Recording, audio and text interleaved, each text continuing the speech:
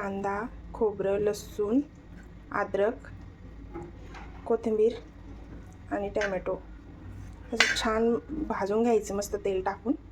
थंड होऊ द्यायचं, मग त्याचा मसाला वाटायचा. अशी मटकी उकडून घ्यायची. मसाला वाटून घेऊया. चला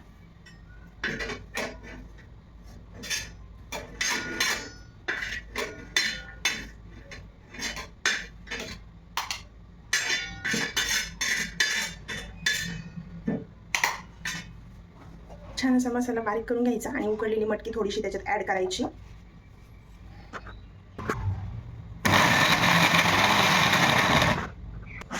थोडंसं पाणी ॲड करून मसाला बारीक करून घ्यायचा. छान बारीक पेस्ट झाली पाहिजे.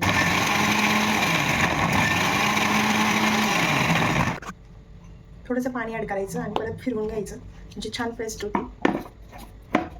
मिसळला छान चव येते. थोडीशी उकडलेली मटकी ॲड करूया मसाल्यामध्ये वाटणार अशी, त्याने छान टेस्ट येते. मग पूर्ण बारीक करून घेऊया.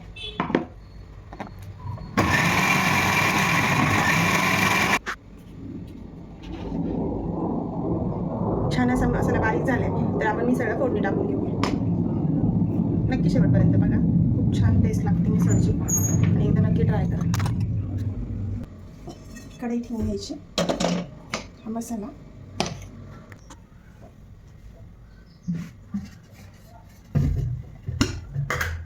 तेल ॲड करू.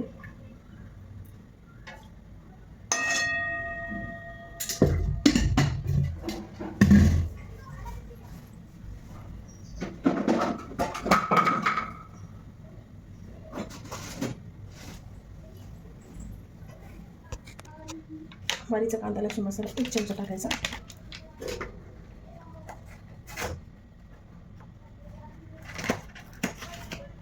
सोन्याचा मिसळ मसाला 1 पॅकेट टाकायचं.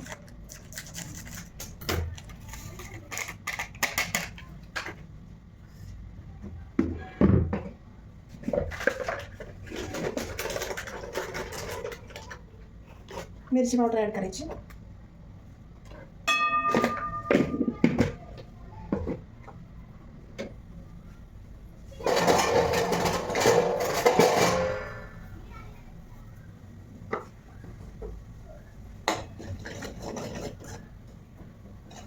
चांगलं मिक्स करायचं. त्याच्यानंतर त्याच्यात वाटण केलेला मसाला आहे ना, तो ॲड करायचा. आपण त्याच्यात मीठ नाही टाकणार आहे, कारण मटकी उकडताना त्याच्यात मीठ ॲड केलेलं आहे.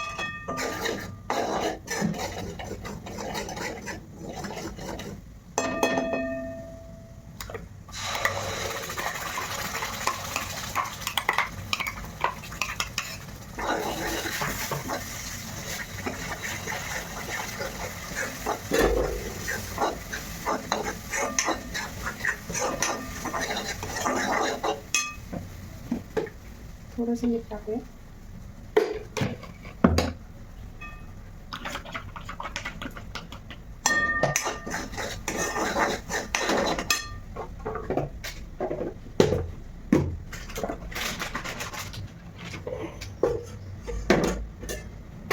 उकडलेली मटकी आहे.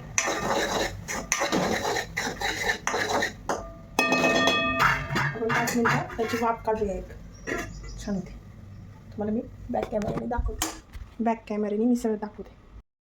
असं काही स्ट्रक्चर झालं बघा. तेल सुटायला लागलं होतं मसाल्याला. मग त्याच्यामध्ये आपल्याला मटकी ॲड करायची आहे. मटकी ॲड करू आपण.